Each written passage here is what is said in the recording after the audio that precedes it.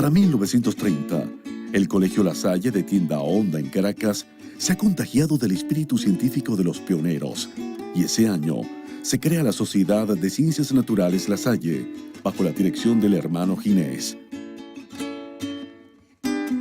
Y yo estando ya en el último año de bachillerato, junto con él y otros más, Luis Rivas, etc., tuvimos ocasión de fundar la Sociedad de Ciencias Naturales La Salle, que tanto le ha dado al país en todos estos años. Yo recuerdo la primera excursión que vi era a Baruta. Ir a Baruta y a Latillo era una verdadera excursión, ¿no? Porque era totalmente desconocido. A las visitas a los alrededores de la capital siguen expediciones a Los Roques, la Sierra de Perijá, el Delta del Orinoco y la Isla de Margarita. Esas expediciones costosísimas en cuanto a las dificultades que hubo que sobrellevar nos permitieron conocer una zona casi aislada del país. Yo me puedo vanagloriar que conozco Venezuela no por haberla estudiado en los libros, sino por haberla caminado. Desde Perijá hasta los Yanomami, hasta la frontera con Brasil. Jesús Hoyos es otro de los hermanos investigadores que dedicó buena parte de su vida a estudiar y divulgar la riqueza botánica de Venezuela. Su trabajo está recogido en varias de las numerosas obras publicadas por la Sociedad de Ciencias Naturales.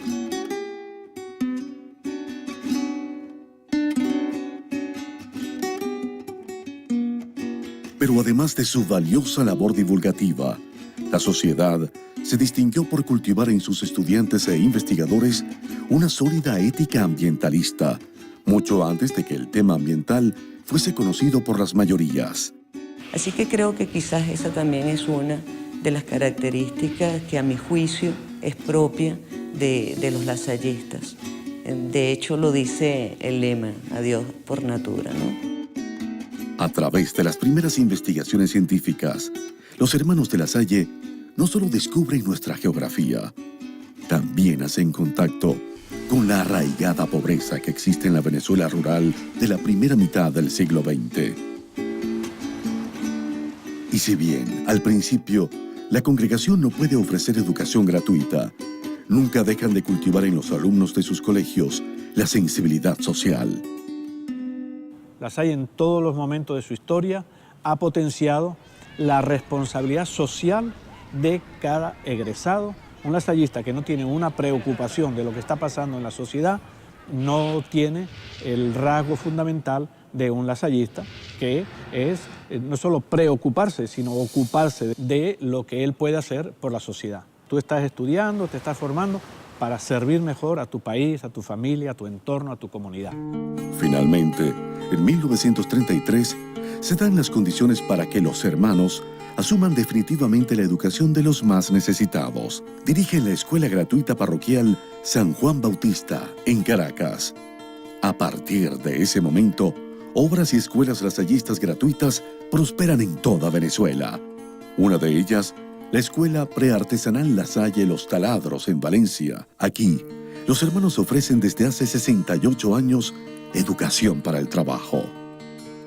Los talleres empezaban en primaria y una vez que pasábamos a primer año, séptimo grado, veíamos los talleres en horario de la tarde. ¿Okay? Taller de madera o carpintería, electricidad, dibujo técnico, cocina y manualidades.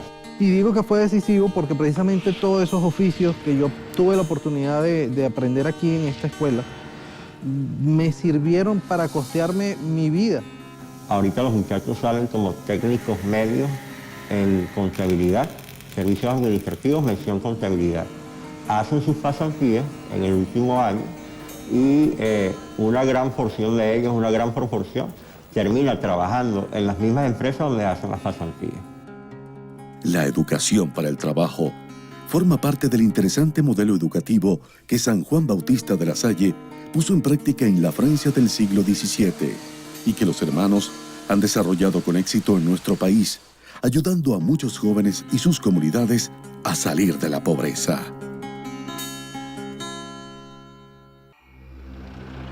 El 17 de diciembre de 1935, la vida política de Venezuela da un giro. Muere el dictador Juan Vicente Gómez. Este suceso abrirá nuevos ámbitos de acción para los lasallistas.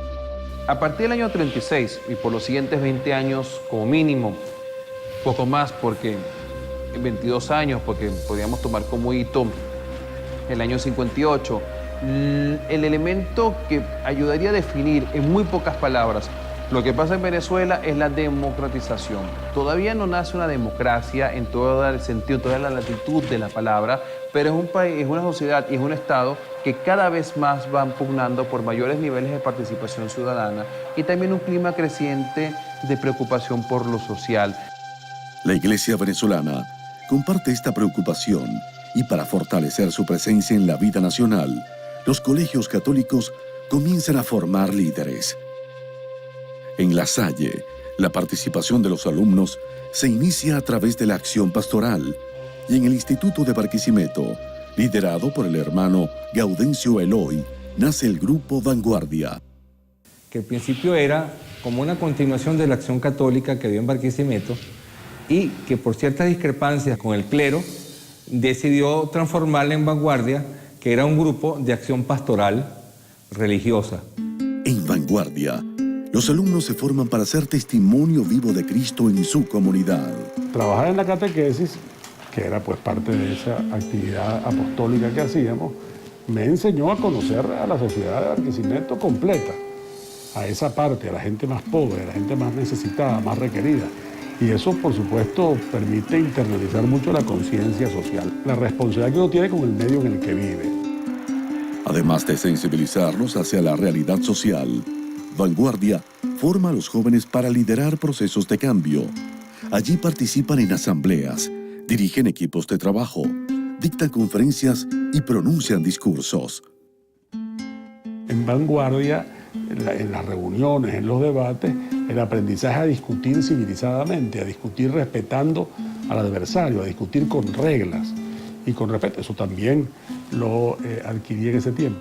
Ese diálogo continuo, esa formación religiosa, dio al mundo una gran cantidad de líderes, entre los cuales estaban tanto líderes de izquierda como líderes de derecha. Estaban Gonzalo Barrios, estaban José Vicente Rangel, Luis Herrera Campín, Gonzalo García Bustillo, Carlos Zapata y un sinfín de personalidades de nuestra vida política. Muchos de estos líderes recibieron la influencia fundamental del creador del grupo, el hermano Gaudencio. Gaudencio era una influencia muy poderosa, era un hombre de mucha personalidad. Un maestro que no dejaba de ser maestro de uno nunca en la vida. Buena parte de lo que yo he podido ser se debe a sus enseñanzas.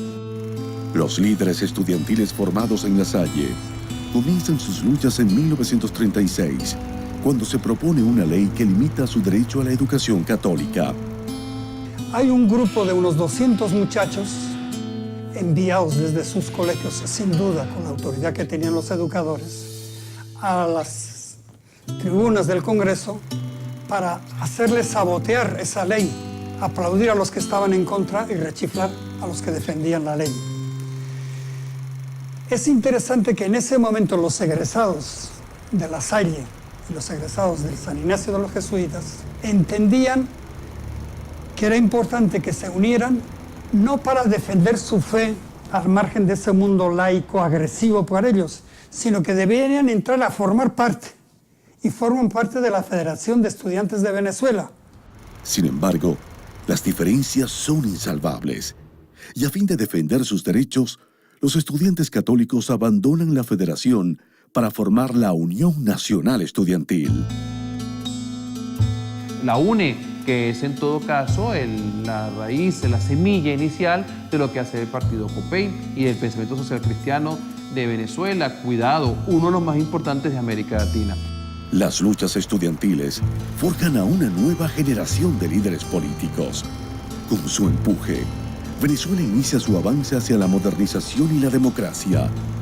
La influencia de La Salle es evidente en muchos de ellos y dará muchos otros frutos en el proceso de apertura que se avecina. Yo creo que una institución se puede valorar por el resultado, de sus egresados, ¿no? Por la gente que sale de las aulas, que puede inclusive hablar mejor que yo de estas cosas, ¿no?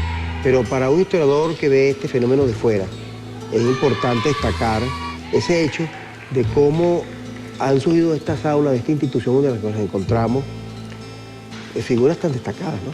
Estamos hablando de gente que se destaca por su intelecto, por su preparación, por su aporte intelectual al país y al mundo, que pasaron por estas aulas que nos dan, pues, muestras, nos demuestran en los hechos que fue una pedagogía exitosa.